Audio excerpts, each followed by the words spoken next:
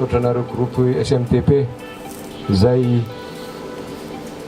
zanaky ty firenena ity, mahatoky an'ity firenena ity, namorona ny arenany teto amin'ity firenena ity, dia fomba mampanao amin'ny repoblika no mitokana fomba ofisialy aminaran'ny fanjakana an'izao fotodrafitrasa fototra zay miorina aty amin'ny faritra zao, ka hitondra ny soa sy mitondra ny tsara ho an'ny firenena, ho antsika, ho an'ny orinasa ane zao fotodrafitrasa zay natao eto zao. Sur la place de pouvoir.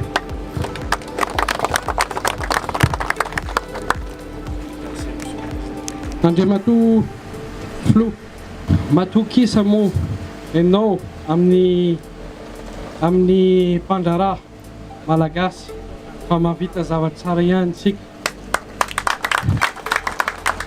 Puis la mise en service de la centrale Solar One de Maïvatanan, nous avons produit de plus de 1,3 million de kilowatts en 475 jours de marche, sans aucun jour ni aucune heure de délestage à Maïvatanan.